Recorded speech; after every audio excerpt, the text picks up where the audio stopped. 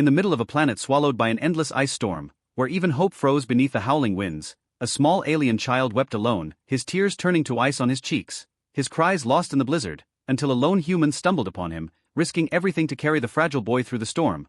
But what the man didn't know was that the child's mother had never stopped searching, and that his act of kindness would reunite a broken family, and melt a silence the universe had buried in snow. This is a story of compassion that defied the cold, and a bond stronger than the storm. The wind howled like a wounded beast across the frozen plains of Cauldrith 7, carrying with it shards of ice sharp enough to skin flesh and bury sound. The kind of cold that didn't just bite but hollowed, a cold that whispered that no one was coming, that the galaxy had forgotten you. The boy sat hunched beneath the crumpled wreckage of what had once been a transport pod, his tiny arms wrapped around his knees, his thin blue skin cracked with frost where his tears had dried mid-fall. He didn't know how long it had been since the crash, hours maybe, days possibly.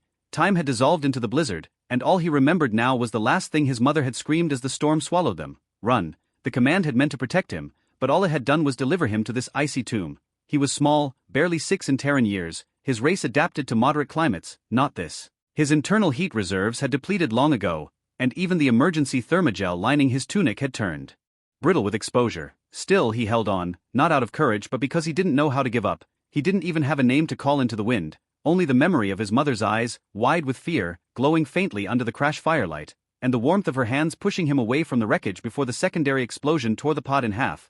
He hadn't seen her since, he hadn't seen anyone. Until the human arrived. Keir Morgan wasn't supposed to be there. His survey route had been detoured by a satellite ping, a ghost signal from an unregistered pod too weak to confirm. He could have ignored it. Most did. Half the time it was debris or malfunctioning probes, but something about the erratic pattern bothered him, a kind of desperation in the intervals, and so he'd taken his SnowRunner off course, cursing the visibility and the interference that kept his scanner half-blind, and then he saw the glow faint, pulsing, like a dying heartbeat. His vehicle skidded as he braked too fast.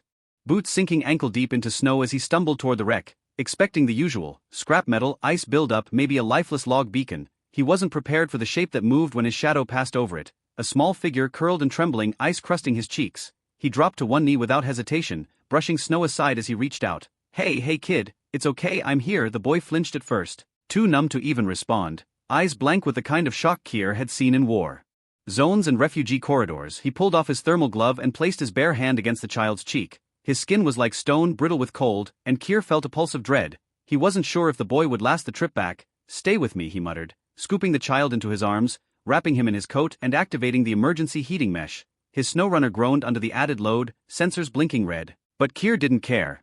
He gunned the engine and turned toward the shelter point, a 3-hour ride at best, a death sentence if the storm worsened. Every few minutes he checked the boy's breathing, whispering nonsense just to hear his own voice, to keep the silence from swallowing them whole. "You're doing great. Just hang on, we're getting out of here." The boy didn't answer, but the flutter of his eyelids gave Keir enough hope to keep going. The storm fought him every inch of the way, visibility near zero, navigation failing repeatedly, forcing him to rely on memory and dead reckoning. He drove by instinct, by stubbornness, by the sheer unwillingness to let this one life slip away like so many others had. When they finally reached the outpost, Keir was shaking from fatigue, his muscles aching from gripping the controls too hard. He didn't wait for the autolock. He kicked the hatch open and sprinted inside, alarms blaring as the warmth sensors registered the cold shock. Med override. "Code K Morgan, Priority 1.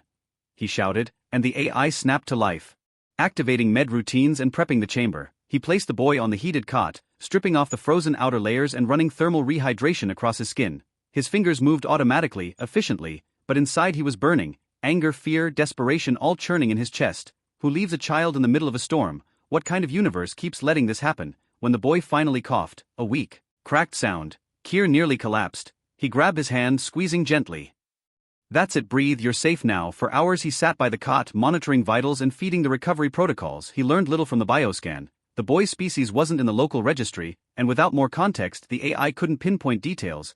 Keir didn't care. He'd find answers later. For now, survival was enough. The next morning the boy opened his eyes, slowly, cautiously, like someone waking from a nightmare only to find they're still inside it. Keir knelt beside him, offering water and a ration cube. "You hungry?"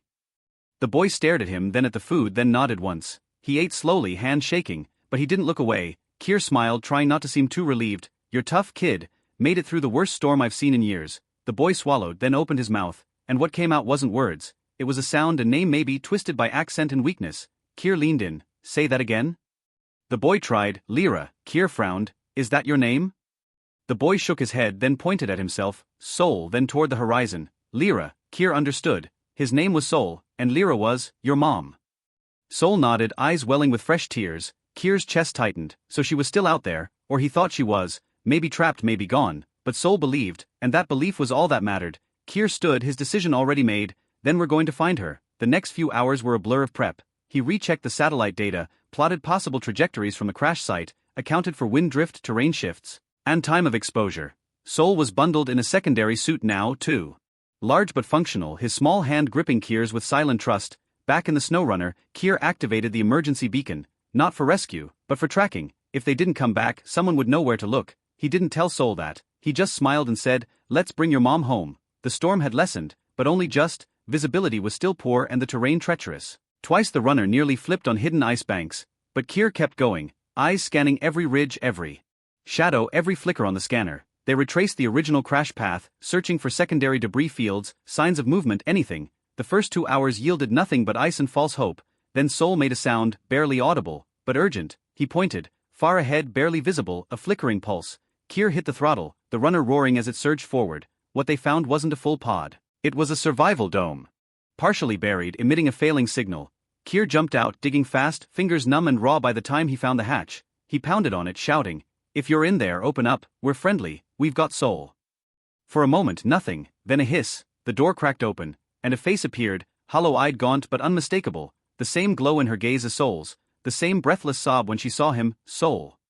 He broke from Kier's grip and ran into her arms, and the sound she made was half cry, half laugh, the kind of sound that heals and shatters at once. Kier stepped back, letting them have the moment, blinking against the sting in his own eyes. He gave them time, checked the vitals on the dome, power reserves nearly gone, oxygen failing. They wouldn't have lasted another day, maybe not even an hour. He activated the recovery beacon, set up a shelter tarp for warmth, and contacted base for emergency pickup. Lyra was weak but alert. She explained that after the explosion, she'd managed to crawl into the dome but had been trapped when the support beams froze over. She thought Sol had died, until she heard Kier's voice outside, until she saw her son alive in his arms. When the rescue team arrived, they took over with clinical precision, loading mother and son into the shuttle and checking Kier for exposure. He waved them off, saying he was fine, watching as Sol reached back for him, small fingers outstretched. Kier took his hand, squeezing gently. You did good, little guy, you found your way home. Sol whispered something.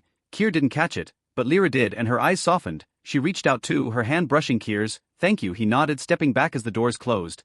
But as the shuttle lifted off, he felt something new inside him, a warmth that the cold hadn't touched. A flicker of connection that wasn't just about survival, but about meaning, about being the one who stopped, who looked, who saved, and maybe, just maybe, who stayed. The shuttle disappeared into the thickening cloud cover with a hum that faded too quickly, and Kier stood alone beneath the biting wind, his SnowRunner silent at his side and the storm once again creeping in from the horizon. He should have felt triumphant, should have felt the satisfaction of a mission completed, a life saved, a mother and son reunited, but all he felt was a strange hollow ache deep in his chest, like the sound of a door closing too gently to be noticed until it was already too far behind you. He made his way back to the outpost slowly, half of him expecting to find some trace left behind, a sign that it hadn't all been some dream carried on the ice. But the place was silent again, the equipment powered down, the cot empty. Only the indent where Sol's small head had rested remained in the thermal foam. Kier stood there longer than he meant to, gloved hand brushing over that faint hollow, eyes distant. He had always been a wanderer, a lone surveyor drifting through abandoned corners of the galaxy, following phantom signals and whispers in the stars, but something had changed in him, something he couldn't unfeel now. He told himself he would forget eventually. He always did, until 3 days later, a message pinged into his queue, encrypted, flagged under diplomatic priority, origin unknown. He almost deleted it, assuming it was another bureaucratic mix-up. Until he saw the name, Sol, spelled phonetically in Terran script. His hand hovered over the interface, then opened the file. The image loaded slowly, patchy at first until it bloomed into full clarity. A small boy in a medical gown smiling shyly, a drawing clutched in his hands. It was crude, colorful, done in thick AI-safe crayons, but the message was unmistakable. 3 stick figures, one small, one taller with longer lines for hair, and one bigger, broader. Kier stared at the third figure, heart lurching. It was him. Sol had drawn him, standing between mother and son, a triangle of safety under a yellow sun. Beneath the picture, the text scrolled, translated from Sol's native dialect, awkward but clear. Thank you for finding me, thank you for bringing me back, thank you for not leaving me in the cold.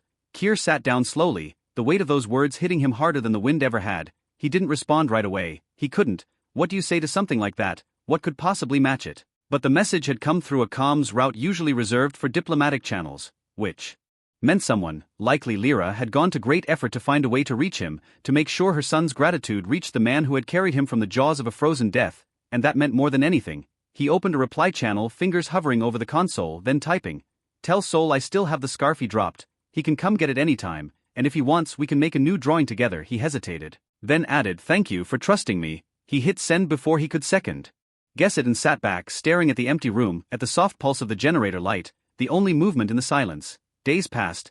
Kier resumed his routes, but nothing felt quite the same. He found himself lingering longer on rescue signals, staying extra hours at way stations, checking crash sites more thoroughly than protocol required. His colleagues noticed, teased him for going soft, but Kier didn't care. Some part of him was always listening for another faint ping, another call for help. Buried beneath static, and then weeks later he got it, but it wasn't a call, it was a visit. The outpost alarm chirped a proximity warning, and Kier glanced at the display expecting a drone or passing cruiser. But it was a transport shuttle, civilian clearance, marked with an unfamiliar diplomatic code. He stepped outside, wind tugging at his coat, just in time to see the hatch open and two figures descend. A tall woman wrapped in layered thermal robes, and a small boy with bright eyes and a wide grin. Sol. Kier didn't move at first, stunned, unsure if he was imagining things. But then Sol ran to him, boots crunching in the snow, arms flinging around Kier's waist with a force that nearly knocked him back. Kier knelt instinctively, arms wrapping around the boy as warmth and disbelief flooded him. "You came," he murmured, voice thick, and Sol beamed. "You kept the scarf." Kier laughed, pulling the faded strip of fabric from his coat pocket. "I told you." Lyra approached more slowly, her expression unreadable at first, then softening as she watched them. "He asked every day," she said quietly, "if we could come back, if he could see you again." Kier stood nodding. "I'm glad you did." There was an awkward pause filled only by the wind. Then Lyra extended her hand. "You saved my son, and me. We can never repay that, but we wanted you to know we didn't forget." Kier took her hand, her grip firm despite the chill.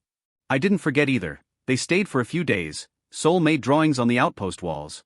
New pictures that Kier carefully scanned and saved. Lyra helped repair a few of the station's failing systems, revealing a sharp technical mind beneath her soft voice. And at night they talked, first about practical things, weather, survival, equipment specs, but slowly the conversations deepened, shifting toward memories, philosophies, fears. Lyra spoke of her people, a migratory race displaced by war, scattered among safer worlds. She had been a pilot, tasked with escorting civilian groups, until sabotage had turned her flight into a crash. She'd thought she would die in that dome, thought she would never see Sol again, until she heard Kier's voice outside, until she saw a stranger risk his life to bring her child back. Kier told her about his years on the fringes, the loneliness that settled in like dust between the stars, how he'd stopped believing anyone would remember his name, how Sol's drawing had cracked something open in him he hadn't realized was frozen shut. They didn't say everything, but enough, and in that quiet outpost, amid the howling wind and endless snow, something began to thaw, not just in the ice outside, but in their hearts. When it came time for Lyra and Sol to leave again, the goodbye was heavier. Sol clung to Kier for longer, promising to send more drawings. Lyra's eyes lingered on him too, her voice soft. "If you ever find yourself near Aelin Station, we're there now, diplomatic protection. They gave us shelter." Kier nodded. "Maybe I'll plot a detour." They shared a smile, small but real, and as the shuttle lifted into the sky again, Kier watched it until it vanished, heart lighter than it had been in years. He didn't know what would happen next, didn't know if fate or timing would bring them back again, but he knew this much: he would never ignore a beacon again, never pass by a signal without checking. Because you never knew when someone's world depended on a stranger's choice.